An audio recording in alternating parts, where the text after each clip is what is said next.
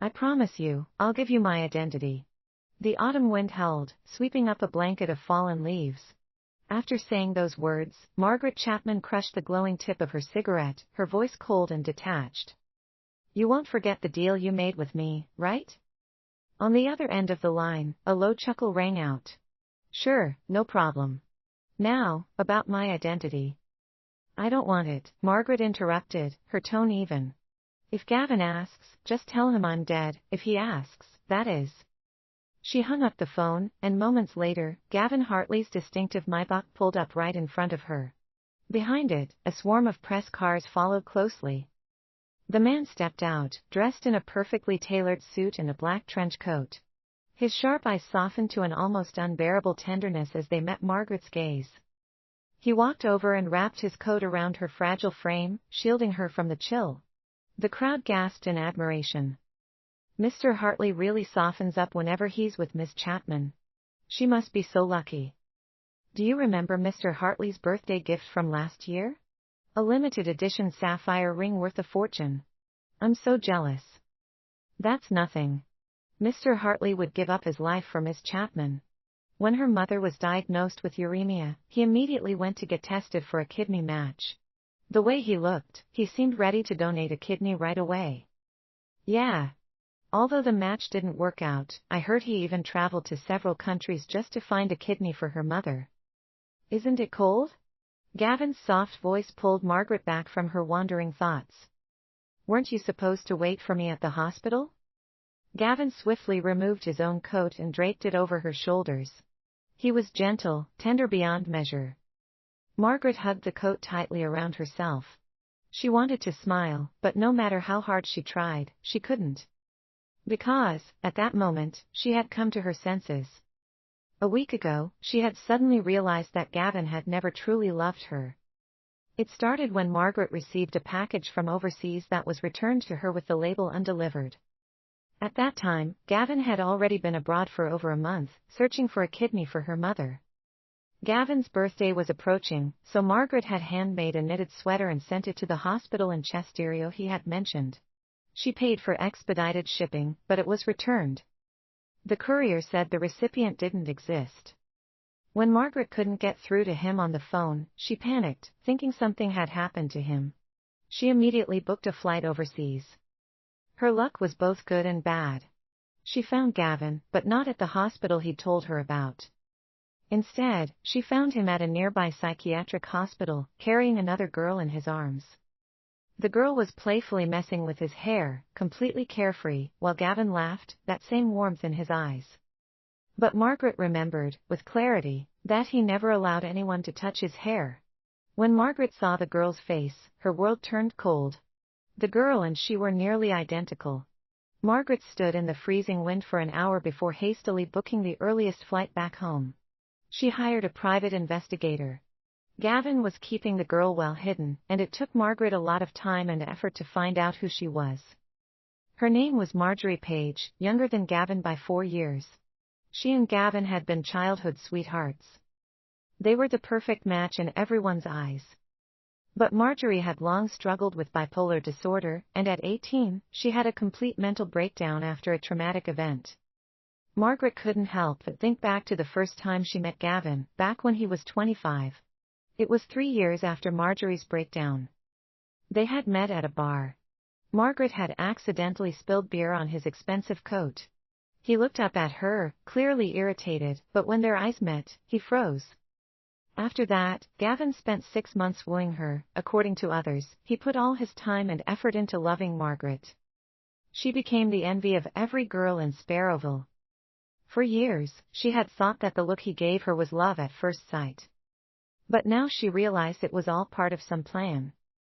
Margaret walked quickly into the hospital, her steps heavy. Gavin was still putting on a show. He didn't follow her, and so, he didn't notice that, as soon as she turned her back, Margaret's face was already streaked with tears. She allowed herself to cry just once. Margaret silently made a vow.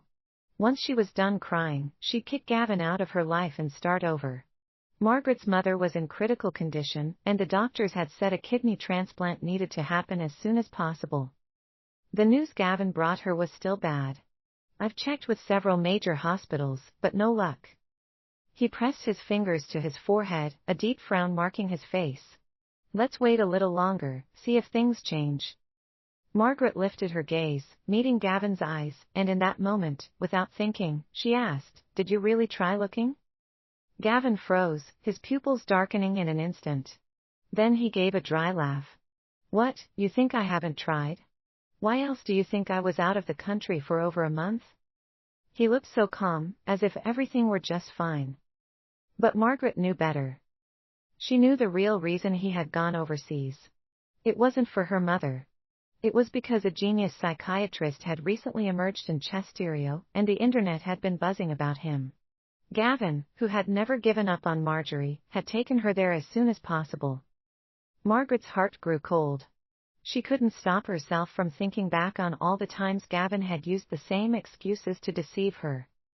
A sharp pain twisted in her stomach, and her face grew pale as she leaned back, forcing a half-smile.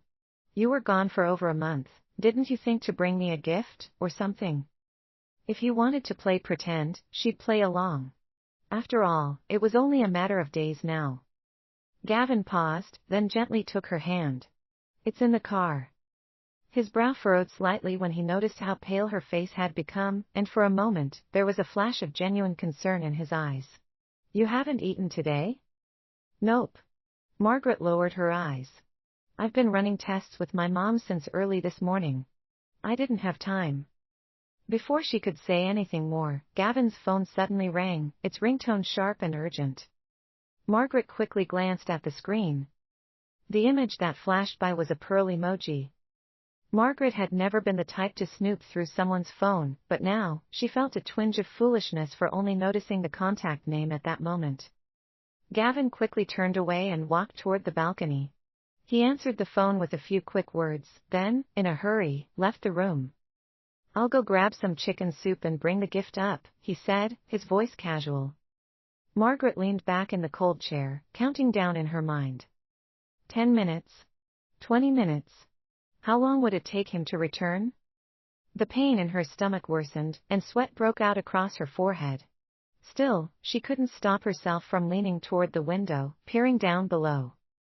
She waited for what felt like an eternity. But no matter how long she waited, Gavin never came back. He hadn't planned on returning at all. A knock on the door startled her.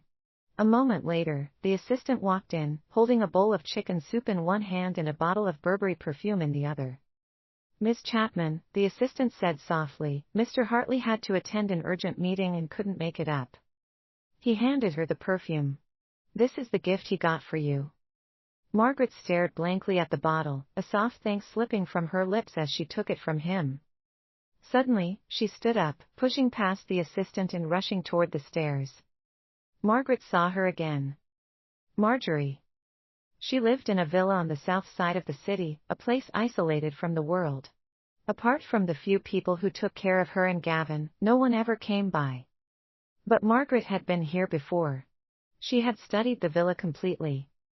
She knew where people could be concealed. Marjorie looked surprisingly well, wearing a long white dress and draped in Gavin's coat. Margaret felt like a thief. She had rushed out in such a hurry earlier, running so fast that she lost one of her shoes.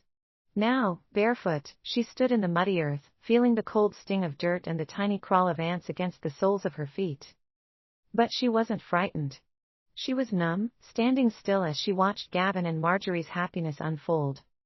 Marjorie was barefoot too, but she had her feet resting on Gavin's legs, her pale toes curling up. She smiled brightly and asked, "Gavin, where's the gift you promised me?" Gavin pulled out a Burberry handbag. "Here you go. Do you like it?" Gavin asked softly, running his fingers through her hair. Marjorie eagerly took the bag, inspecting it, then pouted. "You didn't buy me a fake one, did you? This bag comes with a free perfume. Where is it?" Margaret froze. She suddenly realized Gavin hadn't brought her any gift at all. That bottle of perfume. It was the freebie from Marjorie's gift. Gavin paused, then shrugged. "I figured it wasn't worth anything, so I tossed it in the trash." The sharp pain in Margaret's stomach grew, and she slowly sank to her knees. Beads of sweat trickled down her face as her vision blurred. She had promised herself she wouldn't cry. But here she was, unable to help herself. She wiped away the tears that had fallen from her eyes, her body trembling. The man she thought would always protect her, the one she believed only cared for her. He'd only ever seen her as a trash bin. Margaret had thought she would be above it, that she could handle the heartbreak with grace. But she was wrong.